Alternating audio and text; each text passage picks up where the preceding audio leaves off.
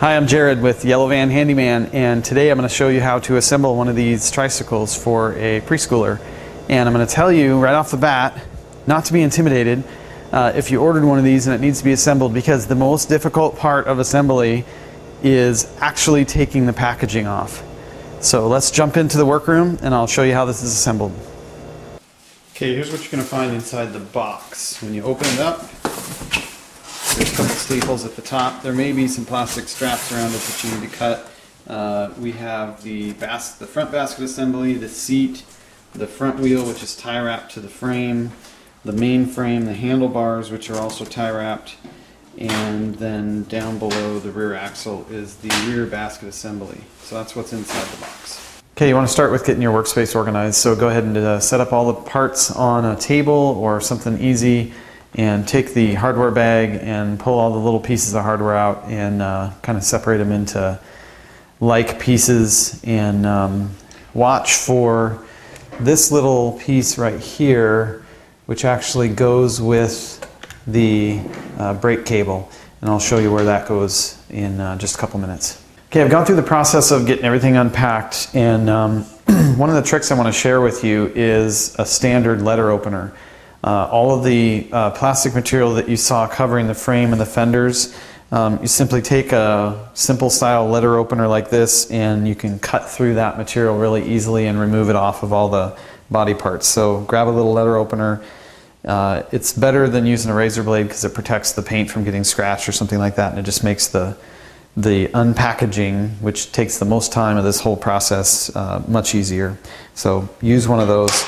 Got the tools laid out, got all the different parts and pieces laid out here, and we're ready to go. I'm going to start with the first thing I want to assemble is I'm going to put the front tire on, and what you want to do is loosen the nuts on either side of the front tire just a little bit to make sure they're backed off. The tire will have a little washer, you can see right there, with a little tag on it. This right here is a safety, which helps prevent the wheel from falling off or from the nut from loosening. So you just want to make sure that the nut and one of those is on there, and you want to back this off a little bit because the frame is actually going to slide right into that spot right there on the. Okay, so we're just going to pick up the front here. We're going to make sure our nuts and washers are backed off enough, and we're going to set it on there like that. And what we're going to do is make sure this nut is loosened, and then we're going to rotate this washer around until that tooth drops into that hole, and then we're going to tighten up that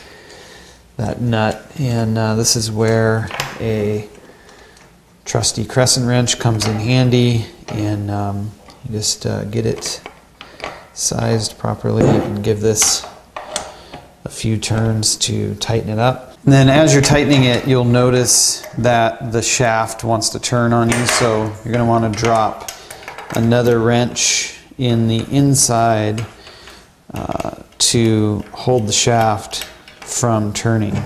It's really important that you get these nuts super tight, and it's obviously a safety issue. You don't want to have these nuts backing off of there while the kid's riding around. So you want to get these good and tight, and then once you're comfortable with that and it's tight, you're going to take the cap cover and set it on there, and then just give it a little tap,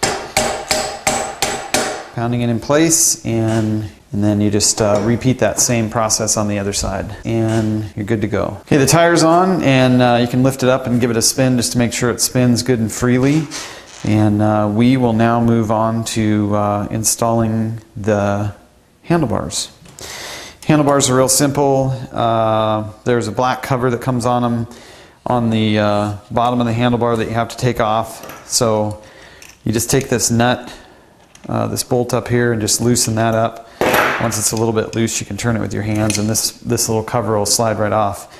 And you don't need that because it's not necessary. And now you'll see that you have this piece here that flops around. What happens when you tighten up this bolt is it actually pulls this up. You can see how that sort of shifts off like that, and then what happens is this is down inside that shaft, and it's actually going to tighten it up so the handlebars can't turn or move. Another great safety feature for bicycles, and kind of a standard design for bicycles too. It's very common to see this type of a shaft setup. I'm just going to work this down in there, push it down pretty much all the way, and then what you're going to want to do from here is actually get in front of the tricycle and make sure the wheel is straight, and then you're going to want to make sure the handlebars are perfectly straight as well. And then you can tighten up this nut, and the handlebars will be in place. Just a few turns on that and get it good and snug. I'm using a crescent wrench here. This thing looks like it's about a 12mm bolt. So if you have a wrench or if you have a socket, any of that will work. We now have steering. Pretty simple. Let's go ahead and put this front fender and braking assembly on. All of this goes together. The bolt for this and the washers all come assembled on this brake caliper. This is a brake caliper. When it's installed, it's going to squeeze like this on the front tire to cause the tricycle to slow down. So what we're going to do to start with is we're going to take the nut off of this bolt, and I'm going to show you what that looks like. On here, on this bolt, so this is the nut that I just took off of here, but on here you'll see that there's two washers, and these washers have sort of a wavy shape to the edge of them. If you can kind of see that, there's a curve on them. The reason that is because that fits around the frame of the bike, and so you want to make sure that when you're installing these washers, you're installing them properly. And so go ahead and take the flat washer and the first curved washer off of there, and then we're going to set this caliper on the front side of the forks, and you'll see now how that curved washer kind of fits around the radius of the front fork main shaft there. And then we're going to take the other curved washer on the back side, and we're going to slip it on there, and we're going to install the fender, and the fender goes on like this. You could put it either direction, but I generally put them so that the rivet ends up being hidden underneath here when it's installed. So it sort of sits like that. And then you're going to put the flat washer on after that, and then this nylon lock washer or lock nut is going to go on after that. And then it's just a simple process of tightening this up. You want to try and hold the calipers centered. They're still going to move in there, but you just want to make sure that it's not binding when you're tightening it up. So let's go ahead and tighten this nut. And this is a nylon lock nut, so you don't have to worry about it backing off. But you still want to have it snug because it's holding the fender on, it's holding your front brakes on, and pretty important. For the front brakes, I'm going to go ahead and loosen the pads. So they have these little cap nuts on them, on the pads, and so if you loosen those, now you can move it around. And that's going to be important because what you want to do is you actually want to pinch these in, and then you want to adjust these pads so that they land directly on the rim, on this part of the rim here. And then once you have them there, and I'm holding both sides in right now, just taking a good look at it to make sure it's aligned, and then with that held in position there, I'm going to go ahead and tighten this cap nut. And what I'm doing is I'm simulating what's going to happen when the handbrake is pulled. So we want these to be good and snug, and we want them to be squarely mounted on that little rim there so that they do as good a job of providing braking as possible. So we're going to snug those both up. Okay, next thing is the actual brake cable, and we're going to unwind that and get it ready. And you notice the cable slides inside of this sheathing, and the end with the little round thing on it actually goes up here in the handlebar. Okay, this is really simple. This is the end of the brake cable, and it slides right into this little slot in the, this is the brake lever, and this end of the cable slides in there, and then the cable slips through this little slot, and then you push the end of the cable into the end of there. And so that's the entire assembly process right there. Okay, the next thing you're going to do is you're going to feed this cable down through the receiver and the caliper. There's a cap nut on the caliper here with a flat washer below it. I've loosened it a little bit.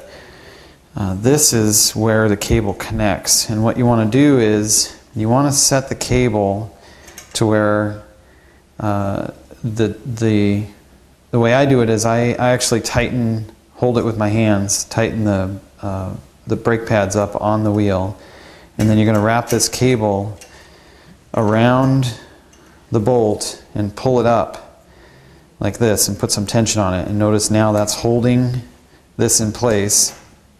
And I'm actually going to take a pair of pliers and I'm going to grab a hold of this cable.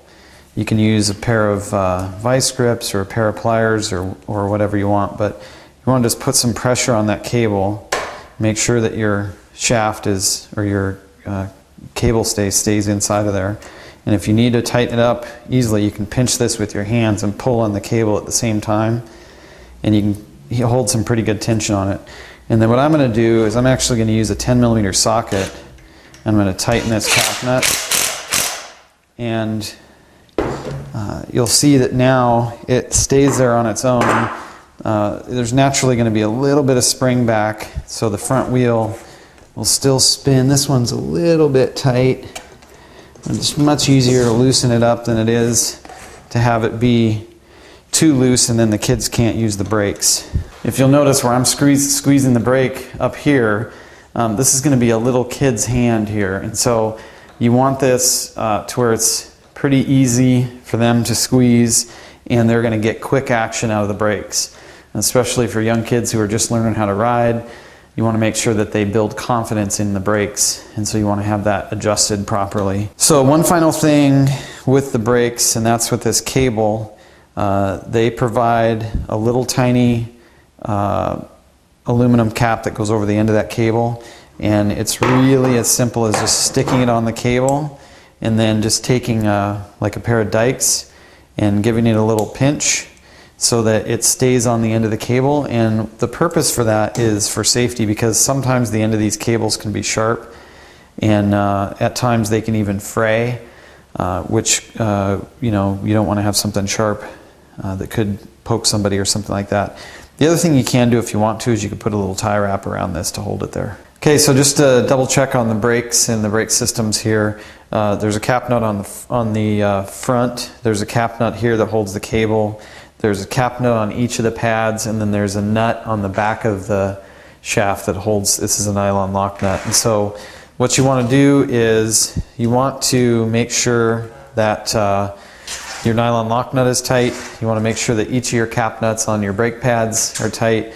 You want to make sure that this cap nut in the front is tight, and you want to make sure that the cap nut on the cable is tight, and you want to make sure the cable is adjusted properly so that the handbrakes work effectively for the kids. Okay, the next thing we're going to assemble is the pedals, and the pedals are really simple. They just have some threads on them. The right hand side one is a standard thread, so it's righty-tighty, lefty-loosey. And so you just start it into the crank and tighten it up. The only thing that you have to know about the pedals is they're different for each side. So I'm doing the right hand side pedal right now, which is normal thread. The left hand side is opposite thread or reverse threads, and so it's not righty-tighty, lefty-loosey. It's lefty-tighty, righty-loosey. And the reason for that is because the way the direction that the pedals turn, if they were threaded the other direction, then there's a chance that the pedals could actually loosen themselves up on the left-hand side.